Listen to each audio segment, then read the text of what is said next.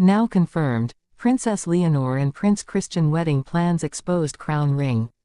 A royal friendship, two futures, one global spotlight. But this, no one expected, because what's happening behind palace walls rewrites everything we thought we knew. For years, they were just teenagers at royal functions. Smiles, formal nods, the occasional shared laugh across banquet halls. Princess Leonor of Spain, Prince Christian of Denmark, two heirs, born into duty. And for the world, their stories seemed written in stone, until now. Because now, whispers have become words. And words have become plans. Yes, it's no longer speculation. Multiple sources inside the European royal circles now confirm what many hoped, or feared. The wedding plans between Princess Leonor and Prince Christian are no longer just rumor. They're in motion. But let's rewind, because how we got here is a story in itself. Leonor, born to King Felipe and Queen Letizia of Spain, was raised not just as a royal daughter but as a future monarch. From the age of 13, her education became national news.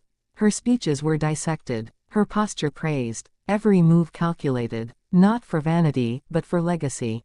Meanwhile, in Denmark, Prince Christian, son of Crown Prince Frederik and Crown Princess Mary, grew into his role with quiet strength. The cameras followed him, yes.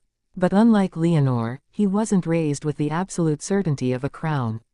Still, the pressure was there. Always. Their paths crossed more than once.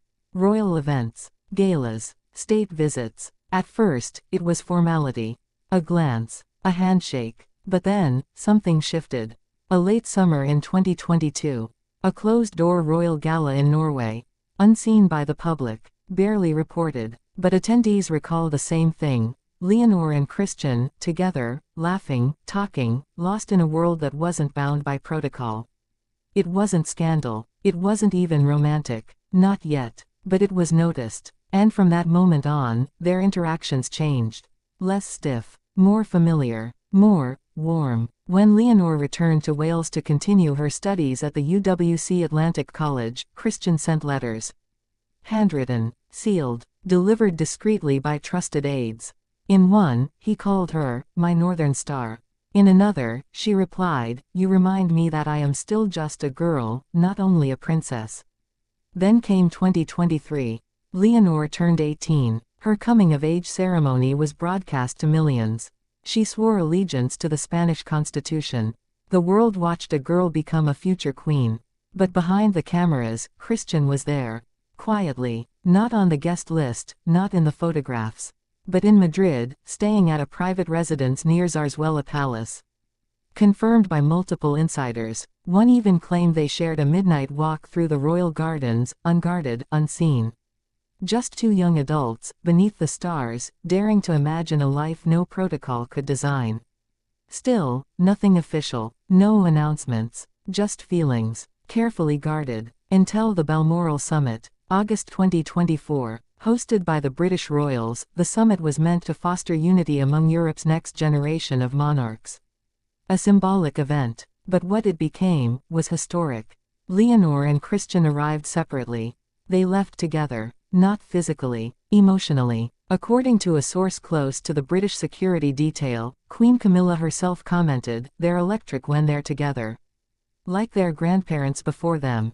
What happened next was swift. Private meetings between the Danish and Spanish royal households. Discussions of compatibility, religion, geography, diplomacy. Because this wasn't just a romance, it was a potential union of dynasties. You see, if Leonor and Christian were to marry, it wouldn't just be love. It would be legacy. Spain and Denmark, two monarchies, two cultures, linked by something stronger than treaties, family. But it wasn't all celebration. Behind closed doors, Queen Letizia was hesitant. Protective. Not because she disapproved of Christian, but because she knew what this meant for Leonor. Greater scrutiny, endless speculation, and the possibility of sacrificing her independence for love. Crown Princess Mary, on the other hand, was reportedly thrilled. She saw in Leonor what she herself once was, an outsider turned insider. A woman balancing modernity with tradition. And most of all, a force. The pressure grew. And so did the rumors. In spring 2025, during a state visit to Spain, Christian was officially invited to dine with King Felipe, alone. A rare, symbolic move. Spanish media speculated the obvious: this was the first royal permission meeting. A tradition as old as monarchy itself. Later that evening, palace aides confirmed Christian had gifted Leonor a ring. Not a proposal, but a promise. A simple gold band, engraved with the phrase, "Lo que está destinado, encuentra su camino."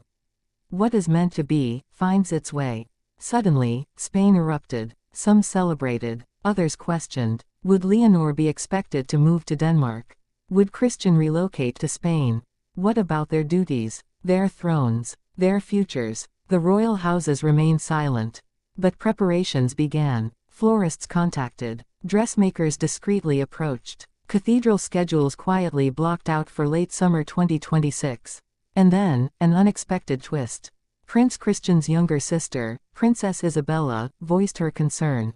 Not publicly, but through a private diary entry that was, allegedly, leaked. In it, she wrote, "I fear he is walking into a life that isn't his. He loves her. But love isn't always freedom." The leak caused chaos. Tension reportedly rose within the Danish palace. Some advisors feared Christian was losing his autonomy. Others argued he was showing true strength, choosing love over image. Leonor remained silent, always poised, always graceful, but behind the scenes, she made a bold move. She reportedly told her father, "I will not be a queen if it costs me myself. I choose this life only if I can live it on my terms." A statement that shook the royal core. Because it wasn't defiance, it was authenticity, and that authenticity won. By mid-2025, both royal families reached an understanding.